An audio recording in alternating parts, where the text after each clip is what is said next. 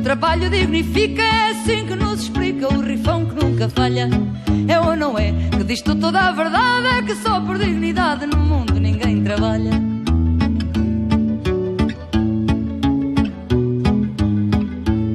É ou não é que o povo nos diz que não, que o nariz não é feição, seja grande ou delicado.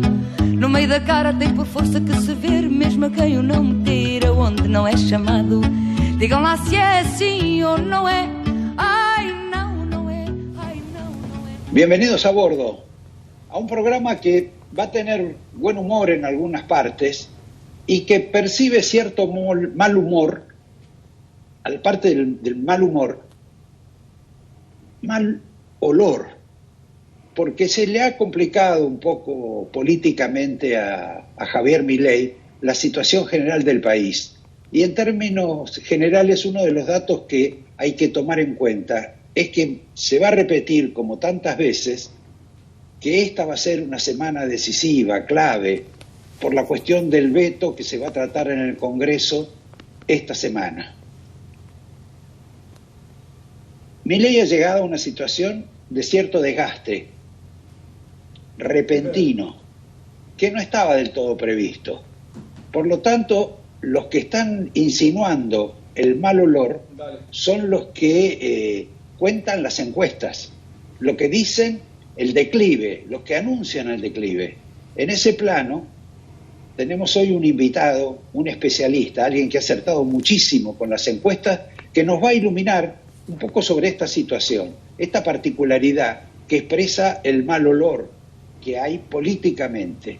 Ahora, lo curioso es que hay mal olor, y sin embargo, mal olor político, y sin embargo hay cierto buen humor económico, porque esta semana se va a conocer el dato de la inflación, y el dato de la inflación empieza por 3, lo cual es bastante interesante y bueno. Y a propósito de eso, vos, Javier, te acordabas de algo que dijo Massa, ¿verdad? Sí, yo te recordaba que Sergio Massa, cuando asumió en el Ministerio de Economía, había dicho que para él sería un logro que el índice de inflacionario comenzara con 3. Sergio Massa nunca lo logró en más de un año de gestión y Milei lo está logrando a los 10 meses de asumir. Lo del veto de esta semana está acompañado por la pésima relación con Mauricio Macri, por lo menos muy explosiva en los últimos días. Sí, pero hoy se conoció un tuit importante, Javier, ¿verdad? Te iba a decir eso, te iba a decir que ese mal olor del que vos hablás hoy pareciera haberse disipado un poco, porque Mauricio Macri, que guardaba silencio y no había dicho nada sobre el conflicto universitario, ahora tuiteó. Y si bien guarda cierta ambigüedad porque defiende la educación pública, este es otro tuit de Fernando de Andrés, una de las manos derechas de Mauricio Macri, donde cuando todavía había mucho mal olor y contribuyó con este tuit a la mala relación que había entre Milei y Mauricio Macri. Lo cierto es que ahora tienen una mayor expectativa, porque si Macri les bajaba el pulgar, no había forma de que ratificara el veto Javier Milei. Ahora, con este tuit de Macri, empiezan otra vez a sumar los números y parece ser que están a solo 2 o 3 héroes de lograr que se ratifique el veto esta semana. Y Javier, ¿cuál es la explicación para este giro? Primero el retroceso y después el avance de Macri con este fenómeno del veto o de la confirmación del veto o del rechazo del veto. Por una explicación que dan cerca de Mauricio Macri es que no querían quedar originalmente pegados a estar como en contra de la universidad pública o en contra de la educación pública, y que lo que destrabó esa situación fue el debate entre Jacobiti y el secretario de Políticas Universitarias del gobierno de Javier Milei, y el pobre papel que hizo Jacobiti sin poder explicar esta cuestión de no presentar facturas, de no rendir gastos y demás. Esa caja negra política que es la UBA y que quedó de manifiesto en las pobres explicaciones de Jacobiti, le sirvieron a Macri decir: me parece que este partido tenemos que volver a jugarlo acompañando al gobierno de Milei. ¿Qué dirán las encuestas sobre eso? Porque hace varias décadas que ocurre este fenómeno de que no presentan facturas, de que no te dicen en qué gastamos o en qué se gastó. Y más allá de cierta complicidad o aquiescencia de otros organismos del Estado, también vinculados al fenómeno universitario. Sin duda, porque aparte son organismos del Estado manejados por la política, que es la caja negra de esta Universidad de Buenos Aires, donde dicen, bueno, la tienen otros partidos políticos que son los que tal vez pretenden no meterse en cajas del otro partido político. Este fenómeno de Milei, que viene siendo como un outsider, sin las viejas estructuras partidarias, bueno, que rompe este equilibrio del mal, como dicen algunos, en donde preferían no mirarse las cajas que controlaba cada una de las organizaciones políticas. Voy a hacer, Javier, un pequeño corte a todo esto para hablar sobre el tema universitario, porque que no tiene, digamos, interés partidario y que en general no se plantea. Primero, hubo 3 marchas, ¿verdad? 2 de los universitarios muy importantes, muy nutridas, y una de los jubilados, más bien escuálida. La pregunta que yo me hago, y que quizá vos debés compartir también, es cómo en la Argentina hay tanta dedicación al tema de la universidad, tanto gasto, tanta discusión sobre la cuestión universitaria y tan poca preocupación por el tema secundario. No hablemos ya de los jardines o los primarios, que en última instancia son los que originan a la gente que va a la universidad. Porque te pregunto, los jóvenes que empiezan con la droga, ¿empiezan en la universidad o en el secundario? Claro. Secundario. Sí. Los jóvenes que desertan del colegio, ¿es en la universidad o en el secundario? Claro. Bueno, debe ser en los 2 lados, pero empieza una costumbre en el secundario. Y que los mucho jóvenes más que grave. van al vapeo se inician en el secundario. Esta es una curiosidad, en el sentido de que ni el Estado, ni la preocupación de los bienpensantes, ni los que manejan el negocio educacional de la Argentina, tienen en cuenta. Te agrego un dato. Sí, dale. Te agrego un dato. Según un Sí. estudio que se hizo el año pasado, solo 13 de cada 100 chicos en Argentina terminan el secundario en tiempo y forma y con los conocimientos adecuados que tienen que tener. Por eso Argentina también ha involucionado en las pruebas internacionales que miden lectura y comprensión de textos. Pero de eso nadie marcha y nadie habla de eso. Ahora, el tema es porque hay una cuestión más que política, económica. Bueno, política también, económica. Porque no hay tanta plata en el secundario. O por lo menos del secundario no se extraen cajas en las cuales nadie explica cómo se gasta.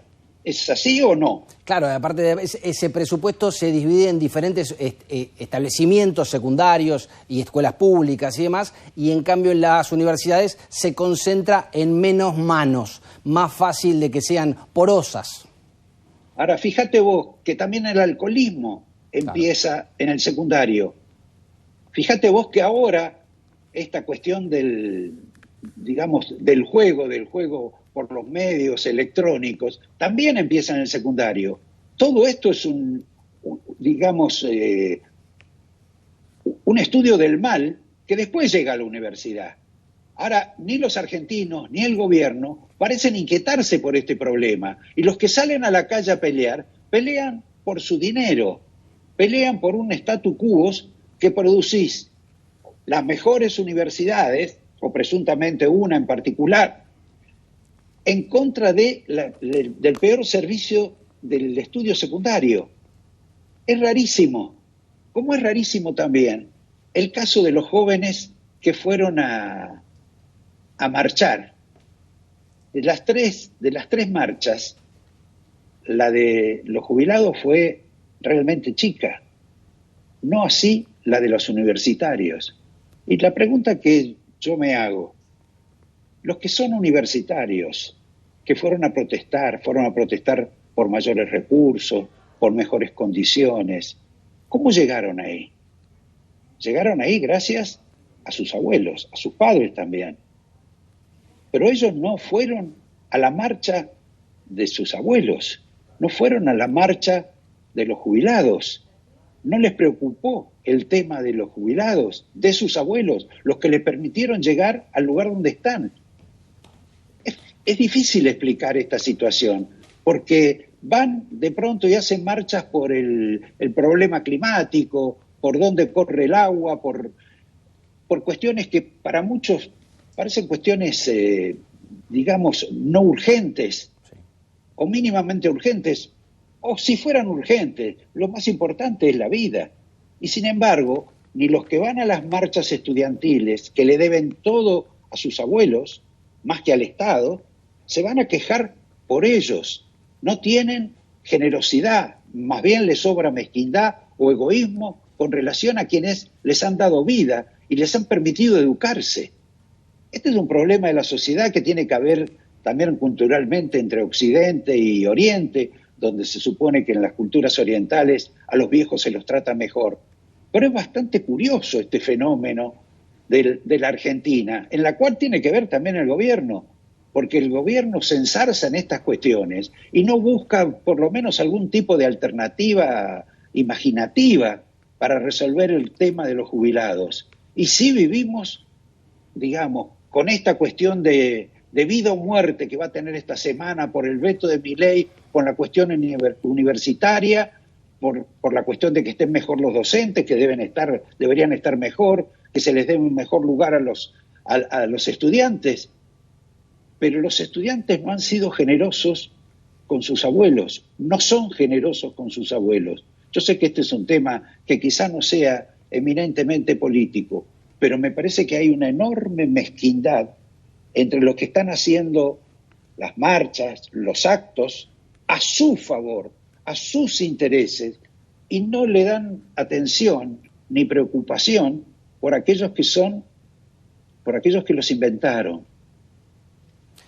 Tal vez un comentario que está muy bien lo que estás señalando, pero tal vez una explicación o una posible explicación a este fenómeno que vos mencionás es que detrás de los jubilados no hay estructuras políticas que estén dentro de esos organizados dentro de los jubilados. En cambio, dentro de los ámbitos estudiantiles, muchos de los que marcharon también están en el marco de estructuras políticas partidarias. Hablando de los que marcharon, bueno, pero podríamos hacer el corte de buen humor para no seguir con esta cuestión que excede la noticia, digamos, al que se me ocurrió plantearla. Vamos al tema de los túneles. Claro. ¿Vos viste un video? Sí, la fascinación por los túneles. Juntos? Los túneles. Hay un video de propaganda, de publicidad, de la ministra de Seguridad, de Patricia Bullrich, entrando a un túnel que finalmente no llegó al destino. Sí, los boqueteros de un banco, que al final se desbarató ese plan, y Patricia Bullrich ingresó a ese famoso túnel que no llegó a concretarse el plan y nos mostró cómo era. Acá estoy en el túnel que hicieron la banda de uruguayos para robar un banco. Estamos viendo ingeniería que llevaron adelante un año con una gran inversión, pero por suerte no lo pudieron hacer. Y ahora vinieron aquí para pasar la condena en la Argentina, porque el que las hace, las paga. Pero no es la única mujer que visita los túneles en la Argentina. No, parece que hay una fascinación. Claro, hay una fascinación por los túneles porque ya en el pasado, también, en este caso una presidenta, que visitó túneles y se fotografió y se filmó visitándolos. Además, la presidenta visitó los míticos túneles de Vietnam en su última recorrida por la gira asiática. La presidenta de la Nación, Cristina Kirchner, visitó el entramado construido por los vietnamitas, esos túneles, símbolos de la resistencia ante la invasión estadounidense en las décadas del 60 y 70, ubicados en la población de Cuchi, recorriendo los míticos túneles la presidenta de la Nación prácticamente en sus últimas actividades oficiales. Qué curioso, ¿no? Sí. Pasión de topos, porque Milei se considera un topo también. Claro, Milei es un topo no se lo reservemos solo a las mujeres. Claro, es un topo que vino a destruir el Estado, Milei. Exacto. No sé si lo está consiguiendo, pero lo cierto es que el gobierno en el tema económico más o menos está estabilizado. Tiene el fenómeno del dólar, nadie ya mira la cotización del dólar, o si la mira es para sorprenderse porque está en baja. Claro, bueno, sigue en baja. Ya pasó lo peor y que a partir de ahora son todas buenas noticias. Ese es lo que especula el gobierno. veremos si esto es así, pero de cualquier modo, los que apostaron al dólar, como decía Lorenzo Sigo, han perdido bastante en estos últimos 3 meses. Es un dato a tomar en cuenta. Del mismo modo que otro dato a tomar en cuenta es que antes vos no podías conseguir una caja de seguridad en los bancos o en empresas que se dedican a esa industria, y sin embargo ahora las cajas de seguridad se han vaciado muchas, y vos podés conseguir anotarte o inscribirte para tener una de ellas, porque la gente ha sacado sus dólares para el blanqueo. Sí. En fin, es raro esto, es como Italia. Italia en alguna época andaba razonablemente bien en las cuestiones económicas, estable, progresando, y sin embargo cambiaban un primer ministro cada 15 días y había un escándalo siempre. Rarísimo. Bueno, en Perú nos estamos pareciendo. En Perú pasa parecido. ¿Perdón? En Perú pasa algo parecido también, un fenómeno parecido. Ah, sí, claro. Sí, esto en ese plano es casi regional. Te quería preguntar, antes de seguir con las marchas y los actos y la universidad, ¿qué sabés de que Roberto García Moritán se iba a pasar a La Libertad Avanza justo antes de que explotara su escándalo con la administración de su cargo público, la cantidad de gente que nombró y de su desvinculación con su mujer, la señora Pampita? La verdad no tenía esa información, es interesante lo que está diciendo. En lo discursivo siempre estuvo muy cercano a La Libertad Avanza, de hecho su partido Republicanos Unidos, que se pasó a ser de Jorge Macri justo unos días antes de la elección, y creo que le debe la nominación a jefe de gobierno Jorge Macri a Roberto García Moritán. Bueno, me parece que no tenía ese dato, y aparte lo que puede abrir un montón de especulaciones al respecto. ¿No te molesta si evito dar el nombre de la persona que se entrevistó del gobierno? No. Con Roberto García Moritán. No me molesta, y si me molestara, escándalos. No me lo vas a dar tampoco, si me molestara. No, porque yo me debo al pueblo, no a vos. Exactamente. Che, volvemos a la marcha, a la curiosidad de que más por más son más, y que todos juntos podemos, que son, digamos, el eslogan de aquellos que desfilaron por el tema universitario. Estas curiosidades en las cuales tenemos algunos videos tan particulares, en las cuales, por ejemplo, Horacio Rodríguez Larreta fue escrachado por la propia gente con la cual Horacio Rodríguez Larreta se estaba solidarizando. Tenemos video de eso. Sí, ahí tenés... Ese no es. No, es que sufrió un scratch, le tiraron agua, lo insultaron bastante, cosa que no sufrió otros miembros de la oposición porque fueron prevenidos, fueron rodeados de karatecas, patobicas, bueno, seguridad, que le llaman. Y de adolescentes, el caso de Massa. Massa, claro. Iba con un grupo de jóvenes que eran cercanos a él. Cercanos y que lo oficiaban de guardias, ¿no? Sí. Es curioso el fenómeno ese, ¿no? No, y si querés, también es destacable, en algún sentido destacable lo de Horacio Rodríguez Larreta, porque fue solo, se enfrentó a esta turba que lo quiso amedrentar o hacer vivir un mal momento. Los demás todos fueron protegidos por diferentes formas, algunos cuadros estudiantiles o por patobicas, como en el caso de los radicales, pero lo cierto es que el único que fue solito, tal vez como ciudadano, y la pasó bastante mal, fue Rodríguez Larreta. Ahora, la marcha sirvió para arreglar situaciones de hostilidad que había, de enorme hostilidad que había, por ejemplo, entre Guillermo Moreno y el compañero Massa, justamente. Exactamente, ahí tenés. Que se han dicho barbaridades, y sin embargo, cuando se encontraron allí, han encontrado un destino común. Sí, bueno, Moreno, que viene siendo el que quiere unificar al peronismo, incluso la convoca, ¿te acordás a Victoria Villarreal, como lo vimos hace algunos programas? Y tal vez a quien también está muy cercano ahora Moreno y otro de los que habló con Eduardo Duhalde, que también habló contra el gobierno y hablando de una concertación, una oposición que se juntara para ganarle, vencer al gobierno. Ahora, toda esta iniciativa de Moreno, que está todos los días en la pantalla y está varias veces en distintas pantallas, y quizá es el peronista que más habla, la pregunta es, ¿qué es lo que persigue? Él tiene nítido lo que persigue, ¿verdad? Claro, él quiere una candidatura. ¿O quiere un juicio político a Milei? Ah, no, claro, bueno, él quiere antes que Milei se vaya lo antes posible. Y en algún sentido este conflicto universitario le puede abrir la primera oportunidad para ejecutarlo, porque se habla de que si Milei no logra ratificar el veto, va a ir a la justicia para incumplir la ley que sancionó el Congreso, que, según Milei, atenta contra su plan económico. Lo cierto es que, claro, esa oportunidad, algunos de estos demócratas republicanos, como Guillermo Moreno, la creen que si un presidente incumple una decisión del Poder Ejecutivo, es pasible ¿de qué? De un juicio político, y que los números en el Congreso podrían estar ajustándose a eso nuevo, sobre todo si la imagen de Milei pasa de tener raspones a tener heridas. Ahora, esta semana se va a definir esa situación, porque si rechazan el veto de Milei, sí, y Milei dice que va a la justicia, van a apelar a esa circunstancia, a decir, bueno, esto habilita la posibilidad del juicio político. Exacto. Y si confirma Milei, ¿por dónde van a seguir con el tema del juicio político? Bueno, están las Porque voces... va a haber ahora marchas sobre el tema de salud, seguramente, exacto, que es otro de los sectores afectados. Bueno, hay muchos sectores afectados.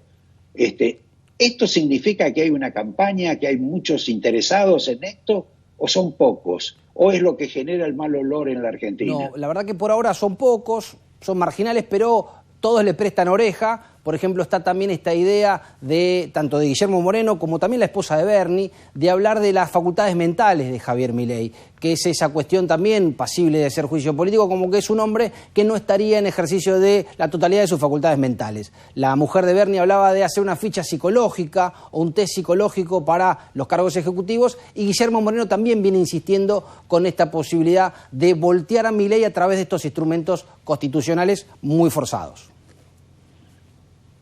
Ahora, un dato que me sorprendió es el respaldo de Cristina a la marcha universitaria, al acto, sí, porque me acuerdo de una época en que ella también tuvo que enfrentar, cuando estaba en el gobierno, los problemas de costo universitario, del pedido de incrementos.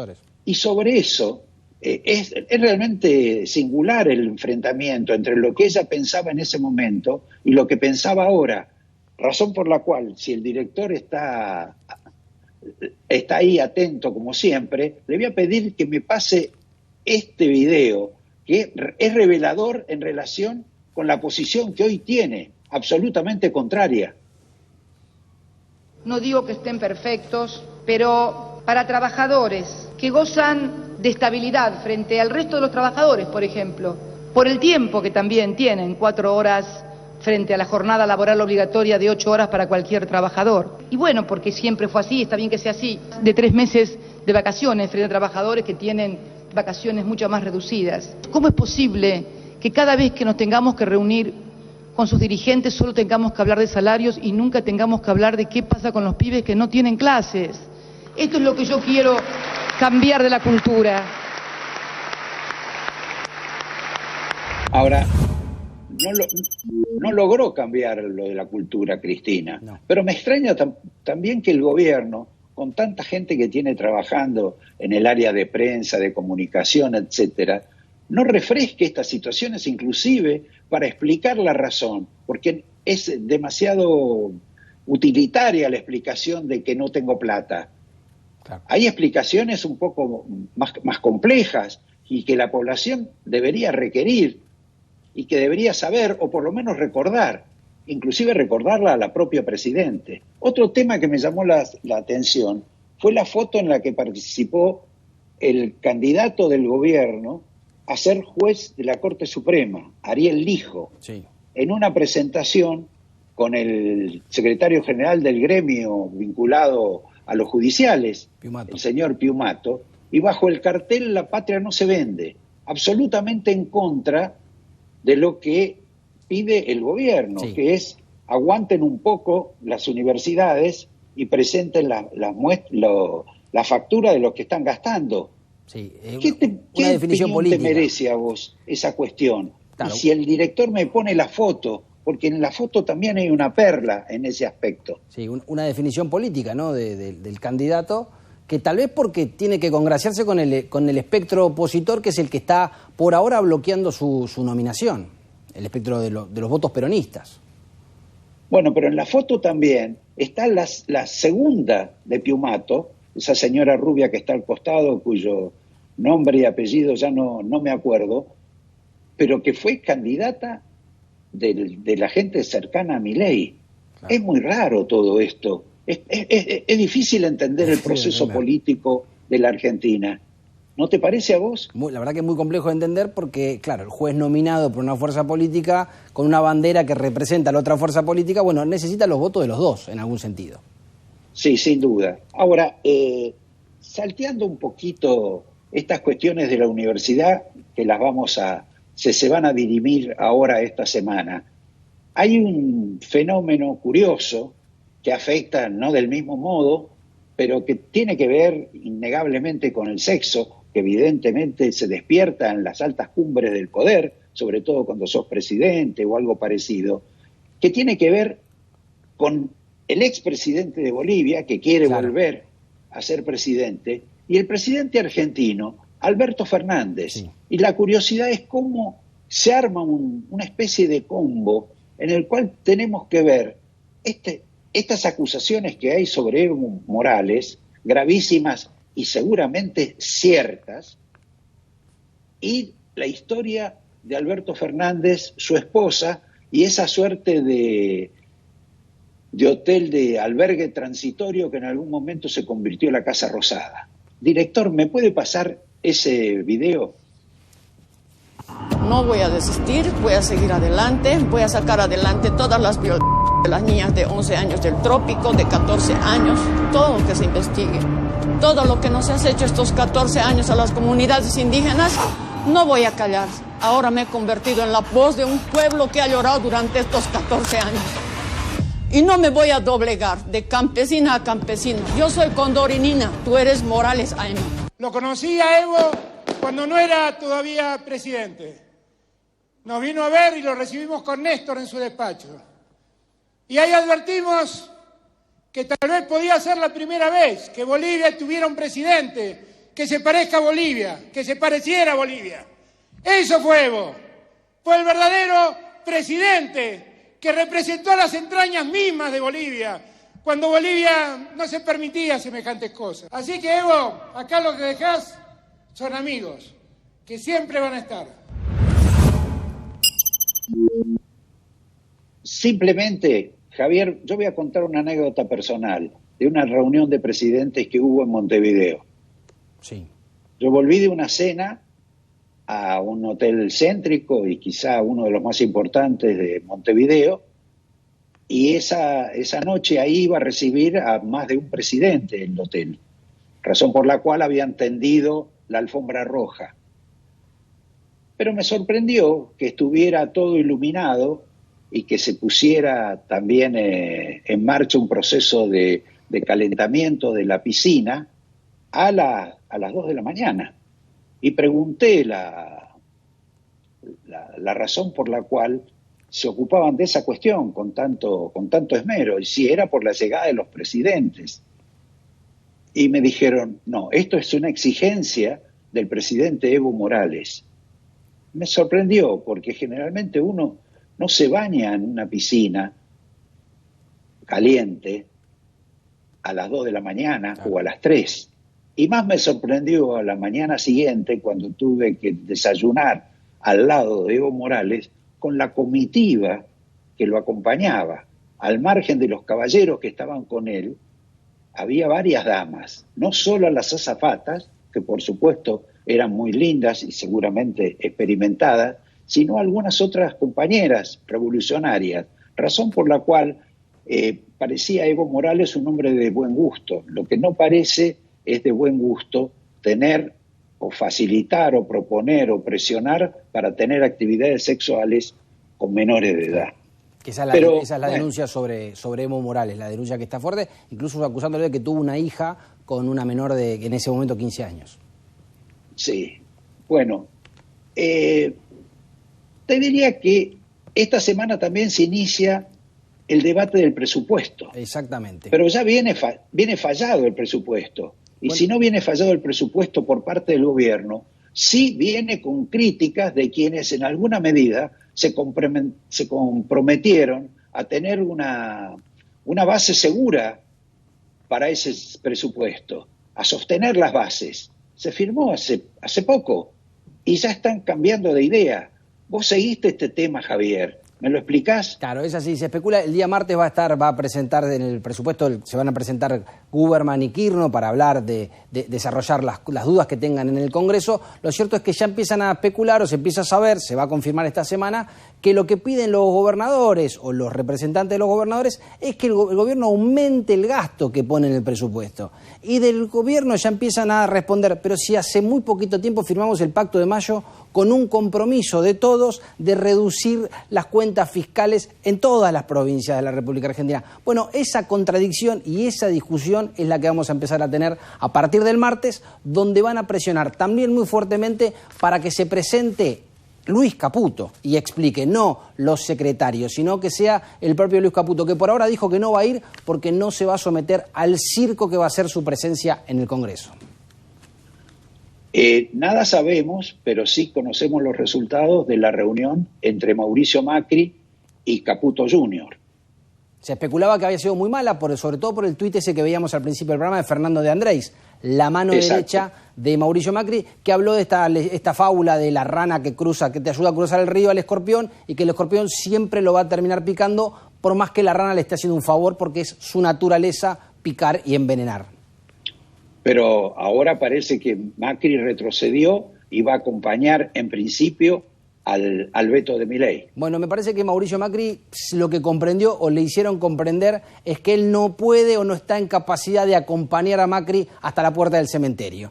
Que si a Milei lo quieren llevar al cementerio, él entra con Milei al cementerio y que su suerte está atada a la suerte de Javier Milei, con lo cual no va a ser por este conflicto universitario donde se suelten las manos. Bien, algunas cuestiones nos quedan pendientes. No tenemos información de las elecciones de hoy todavía en Brasil. No. Es importante si podemos lograrlas antes de que termine el programa, porque se va a dirimir parte de lo que es el interés de Bolsonaro y el interés de Lula. Tampoco sabemos exactamente qué ha ocurrido con las elecciones en la Unión Cívica Radical en la provincia de Buenos Aires, donde Lustó salió a tratar de sacudir el árbol de Maximiliano Abad, donde hay un conflicto gigantesco dentro de la burbuja que es el Partido Radical. Exactamente. Vamos a estar atentos a eso. Vamos a anunciar, dijimos que los que mandan hoy en la Argentina no son ni Milei, ni las multinacionales, ni los sindicatos. Hablando de eso, los sindicatos no fueron, salvo Moyano o Moyanito, no fueron a participar de la marcha contra el gobierno por el tema universitario. No solo no fueron. ¿No te sorprendió? Claro, no solo no fueron, sino que se sacaron en la semana una foto con Santiago Caputo, hablaron de que se podía conversar, que hablaban un mismo lenguaje, y lo cierto es que el gobierno también retiró este proyecto que estaba muy pronto a salir, faltaban muy pocas manos para salir, de democratización sindical, restringiendo los mandatos, obligándolos a presentar declaraciones juradas, quitándoles la cuota solidaria obligatoria que tienen que hacer los afiliados. Bueno, ese proyecto que los complicaba mucho a los sindicatos salió y tampoco fueron a la marcha. Parece ser una tregua. Bien, anunciamos a nuestro invitado, al hombre de las encuestas. Exactamente. Facundo Nehamsky. Facundo Nehamsky, que tiene el termómetro. Es más que el termómetro.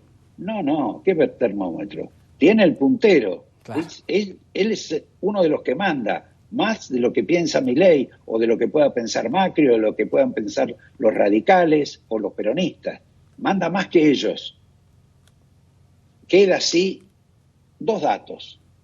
Uno está relacionado con el resarcimiento económico después de 49 años a los soldados que fueron asesinados por una banda de montoneros o por montoneros en Formosa. Casi 50 años que ocurrió el episodio. Lo hizo Milei y lo convalidó en alguna medida también la señora vicepresidenta Villarroel, para desmentir que en determinados temas ellos están pensando igual.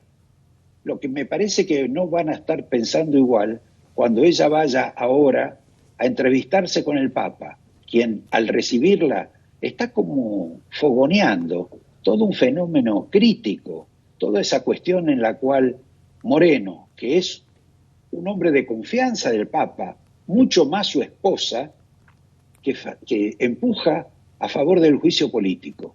Pero eso también lo podemos hablar con Facundo Nehamsky, apenas después de este corte. Antes una recomendación, porque ¿sabías que con tus tarjetas de crédito Superviel tenés 12 cuotas sin interés en Mercado Libre? Pedí tus tarjetas en superviel.com.ar y subite de una a esta promoción. Mirá. Y no ibas a comprar una aspiradora robot solo para hacer ese videíto. Pero tus tarjetas de crédito Superviel te daban 12 cuotas sin interés en cualquier compra de Mercado Libre. Y así como ella, te subiste de una. Pedí tus tarjetas bonificadas en superviel.com.ar. Hola, sí. ¿Se encuentra Héctor? Sí, ¿de parte de quién? Lionel Scaloni. ¡Calul! Hola. Te estuvimos siguiendo y tu compromiso con el grupo es espectacular. Héctor, Argentina te necesita. Hola. Yo sabía que podía encontrarte hasta ahora. Tu dedicación es clave para la formación de los pibes. ¿Contamos con vos? Esto es 1 a 1, Pablo. Hay que convocarlos a todos. Pensá en macro.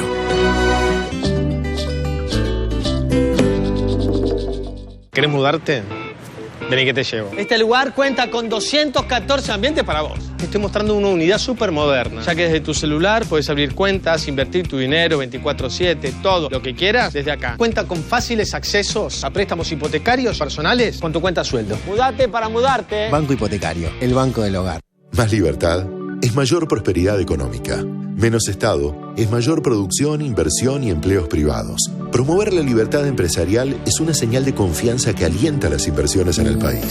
Desde la industria farmacéutica y la ciencia nacional, desde hace más de 100 años invertimos y nos desarrollamos para cuidar de los argentinos. Y hoy más que nunca, que necesitan estar sanos y fuertes para transitar el camino de la libertad y prosperidad, redoblamos nuestro compromiso para fortalecer nuestro capital humano, científico y tecnológico. ¡Viva el trabajo, la industria y la ciencia nacional!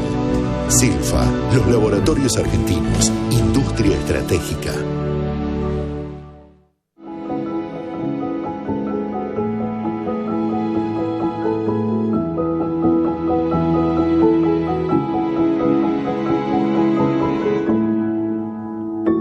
ARBA, Agencia de Recaudación de la Provincia de Buenos Aires. Dona sangre. Se necesitan entre 300 y 400 donantes por día. No esperes que te lo pidan, siempre se necesita. Conocé cómo donar en buenosaires.gov.ar/donasangre. Buenos Aires Ciudad, vamos por más.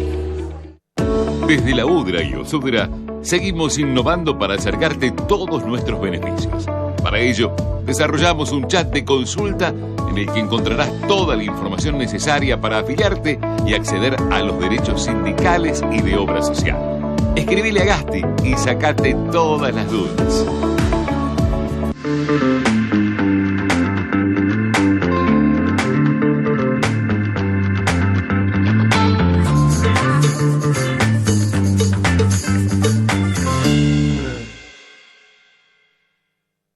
...91 años de historia.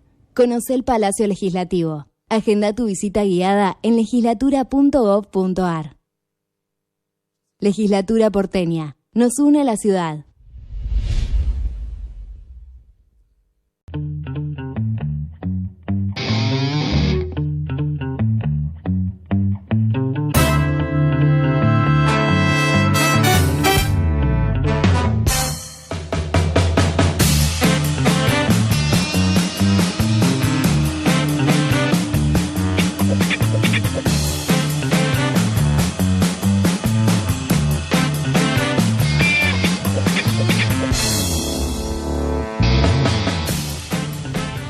Bueno, estamos acá con Facundo Nehamsky, el hombre de las encuestas, el hombre que tiene el termómetro de lo que está pasando en la Argentina. Y Facundo, te quería preguntar, ¿cuánto de cierto hay en esto de que la imagen de Milei está cayendo, se está raspando, se está esmerilando? ¿Es una exageración o hay algo de cierto? Bueno, primero, gracias por la invitación a vos, a Roberto. No, claro que hay algo de cierto. Hay algo de cierto. No es un colapso.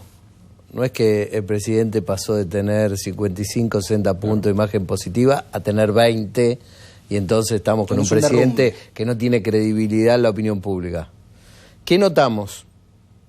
Notamos que de alguna manera la política se anticipó a lo que iba a aparecer en las encuestas unos 30, 60 días después.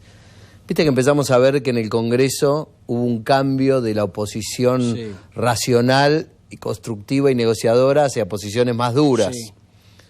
El veto, la ley de recomposición de haberes jubilatorios, el rechazo al DNU de los fondos reservados para la CIDE, la ley de financiamiento universitario. Pareciera ser que la casta se empieza a animar un poquito más frente a un presidente que hasta ahora parecía avasallador. Y en eso también se inscribe la aparición de Cristina, la aparición de Massa, en eso también, el discurso de Máximo, en esa lectura que hacen de todos empiezan a ver que el presidente está un poco más débil. La pregunta es, cuantifiquemos, ¿cuánto más débil está?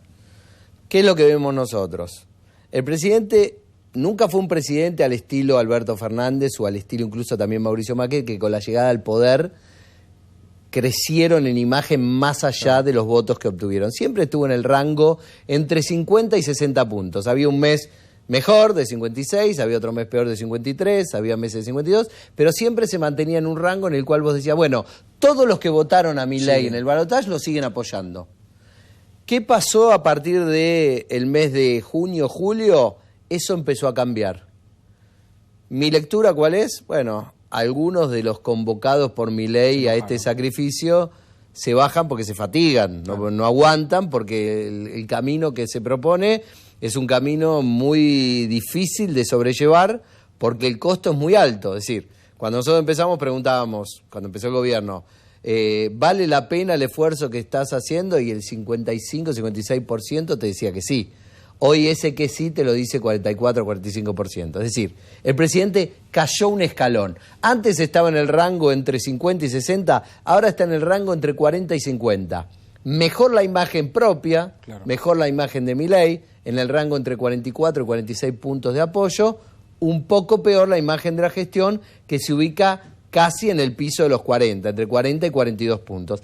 Ese es el estado actual de la situación, de la imagen del gobierno y del presidente. La pregunta es, que siempre nosotros nos hacemos, y ya te paso, Roberto, a vos. Sí. La pregunta que nosotros nos hacemos siempre en esta situación ¿es que cayó un escalón y se queda acá? Claro, ¿o es el principio de una espiral hacia abajo? Bueno, ese es el gran interrogante. Lo que pasará más adelante. Así es. Yo quería preguntarte algo como consecuencia de lo que decís. Lo que vos decís de la oposición es de una oposición unida o fragmentada, porque lo de Milei está todo unido. Yo lo que digo es lo siguiente, vos tenés la Argentina dividida en dos, nuevamente engrietada, ¿no? El tema es que ahora la grieta es distinta. Antes la grieta era a favor o en contra del kirchnerismo, incluso cuando gobernaba Macri, la grieta era a favor o en contra del kirchnerismo. Milei te traza una nueva grieta y te dice, ¿estás a favor o en contra mío? ¿A favor o en contra de la casta? ¿A favor o en contra? En esa línea divisoria, hasta ahora, si volvemos a los 90, decimos, el pedazo de la manzana más grande, la mitad de la manzana más grande la tenía Milei. Y la mitad de la manzana, un poquito más chica, estaba en el mundo no opositor, en el mundo de los que están en contra de Milei. Eso cambió. A partir del mes pasado eso cambió. La mitad, un poco más chica, está del lado de Milei. Ahora, como bien vos señalás, Roberto, los 40 y tantos de Milei, ya sean 41, 42, hasta 47, no importa, esos 40 y tantos están articulados, tienen un liderazgo, tienen un proyecto político, están en el gobierno, son el oficialismo.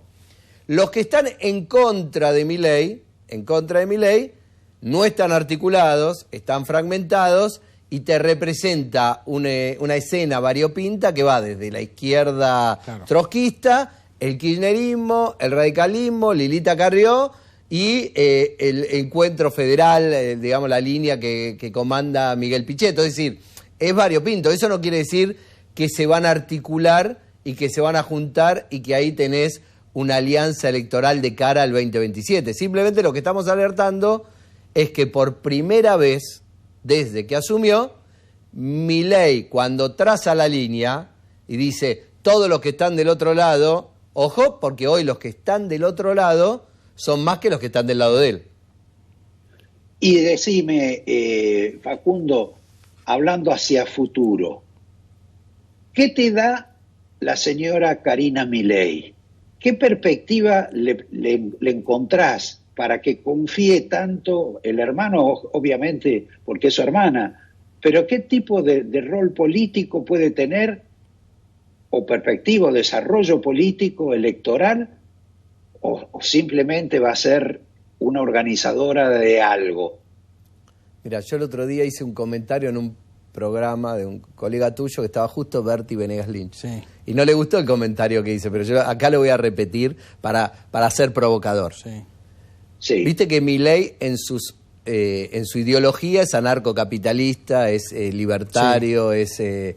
Pero en sus prácticas políticas es muy peronista. Sí. ¿No? A él le gusta lo popular, es admirador del menemismo. Y hace lo que hace casi todos, lo que han hecho casi todos los presidentes peronistas, que es, vos la vas a recordar esta frase, Roberto, seguramente, es jugar a la dama.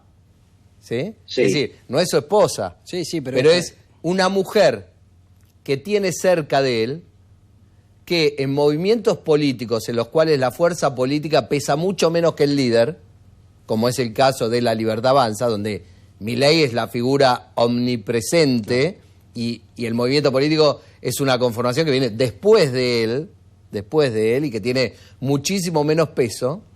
Es difícil encontrar figuras que puedan representar todo lo que Milei significa en la escena político-electoral. Lo más probable es que cualquier figura que ellos encuentren para ser candidato en la Ciudad de Buenos Aires, quizás menos, pero sobre todo en la provincia de Buenos Aires, van a ser figuras que tienen poco peso en términos electorales como para competir con un peso pesado, porque en la provincia de Buenos Aires vos vas a ir a pelear con un peso pesado, como es el peronismo en el distrito donde todavía el peronismo conserva todas sus habilidades, toda su destreza y toda su popularidad.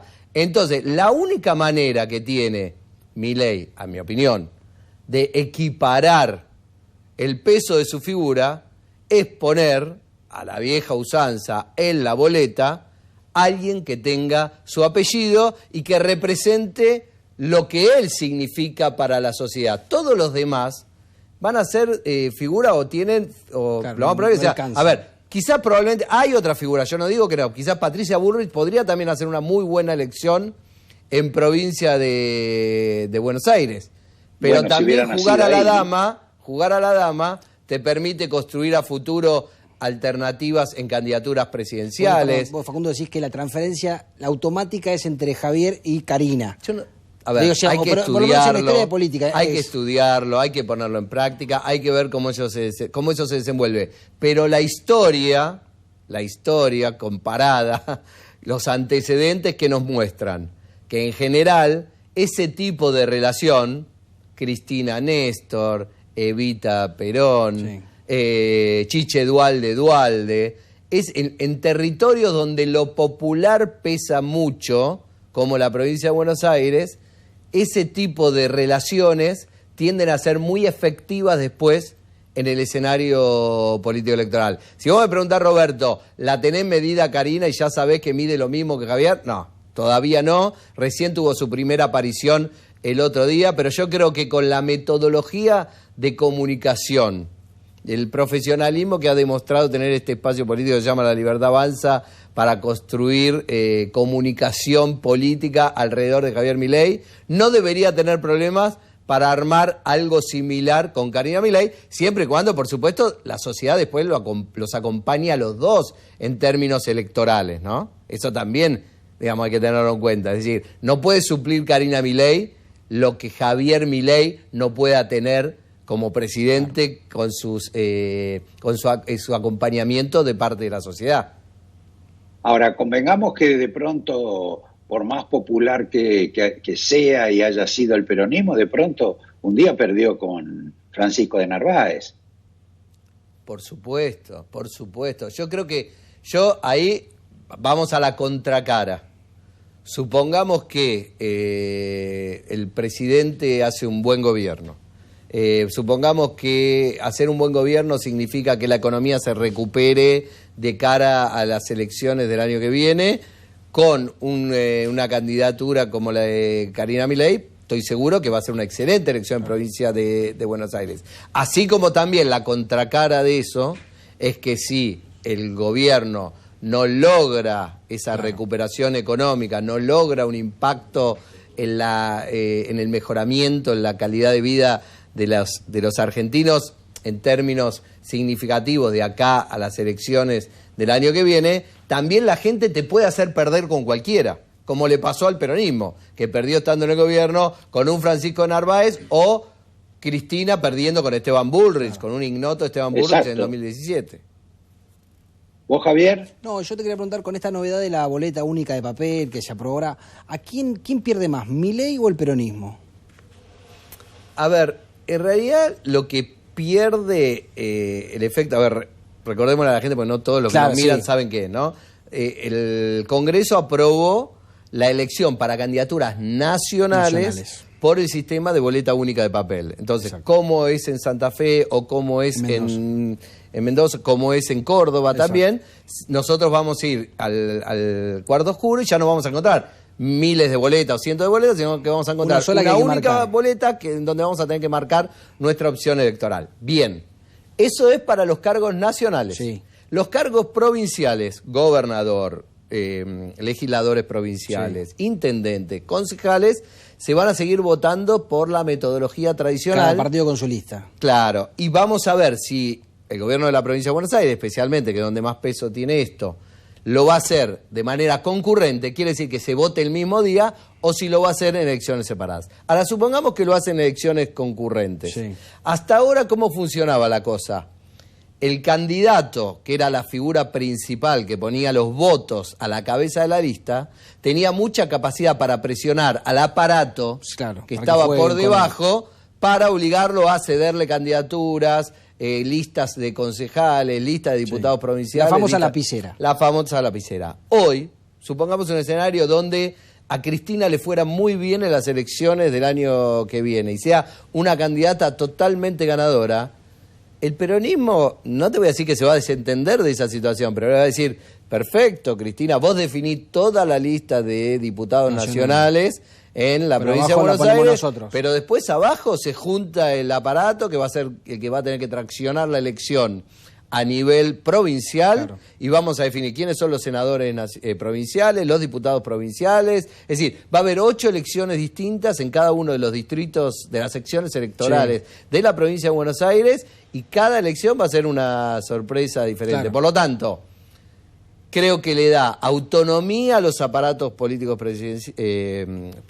provinciales, le hace perder capacidad de tracción a los líderes más que tienen más renta a nivel de opinión pública, y al mismo tiempo puede dar resultados paradójicos. Por ejemplo, supongamos que, como decía Roberto, Karina Milei pueda dar una sorpresa de ser una excelente elección en la provincia de Buenos Aires y sacar 45 puntos y ganar la elección. Sí.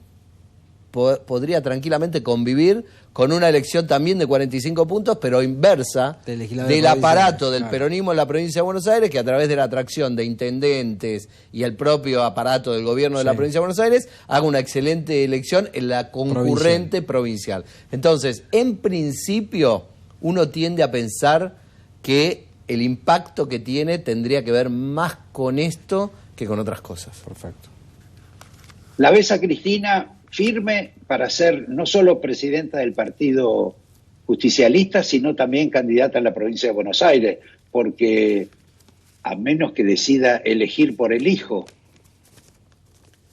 Coincido 100% con lo que vos estás insinuando. No veo razones para que Cristina no juegue en la próxima elección. Y te voy a decir 3 rápidas. 1. El peronismo mantiene su competitividad electoral en la provincia de Buenos Aires. Ninguna encuesta marca que el peronismo esté por debajo de los 35-40 puntos en intención de voto en la provincia de Buenos Aires. Por lo tanto, la Libertad Avanza va a tener que construir un tanque para ganarle al peronismo. No digo que no le pueda ganar, pero va a tener que construir un tanque. 2, en ese esquema no han emergido figuras nuevas. Hay 2 grandes figuras en la provincia de Buenos Aires dentro del peronismo, que son Axel Kicillof y la propia Cristina Kirchner. Una está en su casa, en el Instituto Patria, y puede ser candidata a cualquier cosa. El otro es el gobernador de la provincia de Buenos Aires, por lo tanto no puede ser candidato. 3. Hay, como vos señalás, una interna feroz en la provincia de Buenos Aires entre el gobernador de la provincia de Buenos Aires y el hijo de la presidenta. ¿Cuál es la mejor manera de resolver esa cuestión? Bueno, siendo ella candidata. Ella es candidata y va a lograr de esa manera ordenar la escena política. Y te doy un plus, Roberto, te doy un plus. Sí. Además de todo eso, si Cristina gana, supongamos que Cristina gana, se convierte nuevamente en el árbitro electoral de la elección 2027 presidencial. Porque ¿de qué vamos a estar hablando nosotros al otro día de las elecciones si Cristina Kirchner llega a ganar? Vamos a estar hablando de cómo se para el peronismo de cara al 2027. Entonces, ahí hay, digamos, casi te diría 4 tremendas razones para que Cristina juegue y sinceramente no me creo los cuentitos del abuelazgo, de que, digamos, es más lindo cuidar a los nietos que hacer política. No conozco ningún abuelo que quiera estar todo el día cuidando a los nietos y conozco muchos abuelos que quieren seguir con su vida activa haciendo lo que les gusta hacer. Y la ubico a Cristina en ese lugar. Bien, yo te estoy despidiendo y no, a menos que tenga algo de urgencia, Javier. No, yo una cortita, pero esto de lo que decías de Cristina, pero muy cortita, porque Cristina antes se pasó de que Zanini decía Cristina se la escucha, no se le habla a Cristina, y parece ser que este clamor porque sea, pareció ser más clamorcito y a Cristina parece que se le empiezan a animar. ¿Crees que es tan lineal lo que alinea directamente ella o se le empiezan a animar un poco más también? A ver, primero hay que ver cuánto ese se le anima tiene de real y cuánto de negociado, ¿no? No negociado en el mal sentido, sino de una interna que dinamice entre los propios al mismo peronismo. Claro. ¿Sí? Punto número 1. Hay que ver si a Cristina no le conviene competir contra Quintela en una elección interna del propio peronismo. Entonces, yo tomaría con pinzas ese se le anima. No veo que los que se le animen sean personajes que se diferencian del kirchnerismo. Son como líneas internas que plantean una eventual o futura competencia que nadie sabe muy bien qué características va a tener, pero sobre todas las cosas, Javier, Roberto, después eso no se contrasta en la escena pública con valores y mediciones que, digamos, tengan la fuerza suficiente como para ponerse de. ¿Quién es el único que podría hacer eso? El único que podría hacer eso es Axel Kicillof. Claro. Que podría decir, yo quiero competir con Cristina, hasta acá llegó tu liderazgo, ahora voy yo. Ahora, ¿alguien se imagina esa escena de el hijo adoptivo tratando de matar a la madre en la escena pública? Una escena casi freudiana, digamos, casi psicoanalítica. La verdad me cuesta pensarlo. No digo que no vaya a suceder, porque los líderes en política nacen de esa manera. Me cuesta imaginarla en este momento de la política argentina. Bien, esperemos si va a haber una tragedia de Shakespeare sobre eso. Te despedimos, te agradecemos y recordándole a quienes nos están viendo que personajes como vos ya no son simplemente el termómetro de lo que ocurre en la sociedad, sino que ese termómetro tiene una enorme gravitación sobre las figuras políticas de la Argentina. Tanto que Milei, que las despreciaba, ya ha incorporado a nuevos profesionales para que le digan lo que está pasando. Y simultáneamente esos que le están diciendo lo que está pasando, le están induciendo a decir cómo debe gobernar. Así que señores, la persona que tuvimos hoy acá es de alta influencia, siempre y cuando lo consulten. Gracias, Facundo. Gracias, Javier. Gracias, audiencia. Nos vemos el próximo domingo.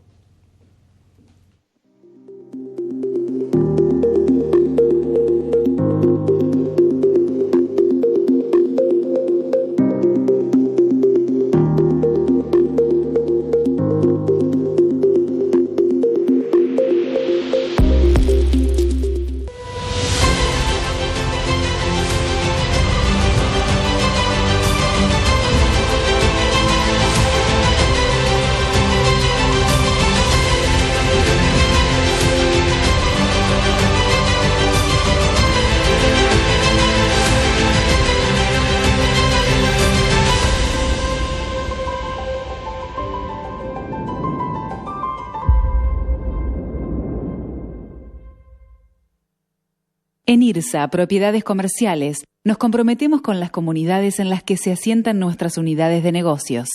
IRSA, Propiedades Comerciales, construyendo el futuro.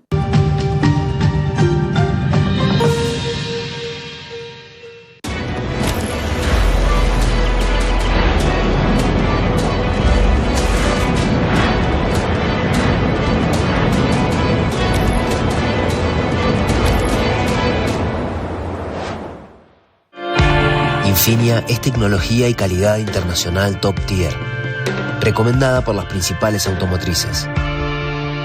Con Infinia, tu motor interno anda mejor. Grupo Petersen, desde 1920, construyendo el país.